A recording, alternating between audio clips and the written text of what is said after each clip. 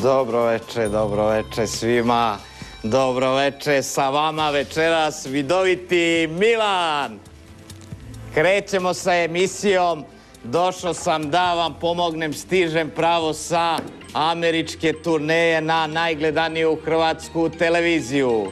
Možete me pitati na broj telefona 0606030331. Potreban mi je datum, mesto dakle zovete, kao i vaše pitanje.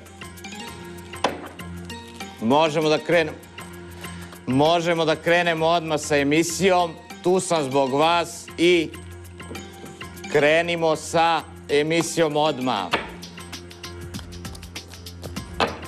Broj telefona 0606030331. Sad ćemo da vidimo. Halo, dobro večer. Halo. Halo, izvolite. Dobro večer. Da, izvolite, dobro večer. Ivanilo za financije. Koji ste datum, gospodin? 17.1. 17.1. Za 3 tjedna računajte veći dobitak. 3 tjedna. Da.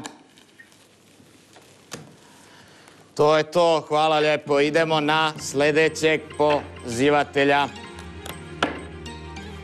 Ovdje sam da vam pomognem, znate broj telefona 0606030331 i zovite, pitajte, postavljajte pitanje. Kao što znate, tarot je najstarija okultna disciplina i znate da tarot funkcioniše na nivou 4. dimenzije, na nivou ogledala koji je taj portal u drugi svet. Znači kako pitanje postavite, takav odgovor dobijete.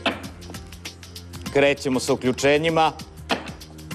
Zovite, javljajte se, broj telefona 0606030331 i postavljajte pitanje. Znači datum, mjesto i pitanje šta vas zanima. Znači možete me pitati sve što god vas zanima. Inače, tarot je dosta stara disciplina i možete pitati sve što vas interesuje. Brojevi za loto, da li vas muž vara, žena, financije, biznis, znači sve što god vas zanima možete postaviti pitanje. Jel imamo nekog? Sad ćemo da vidimo. Znači javljajte se, zovite, pitajte. Pomoći ću vam na broj telefona 0606030331. Jer čarobnjak je tu zbog vas. Titulu čarobnjaka sam dobio na katedri magije. Postavljajte pitanja.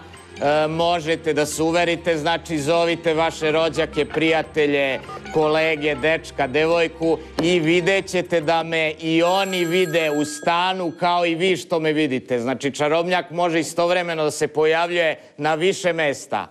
Halo, dobar večer.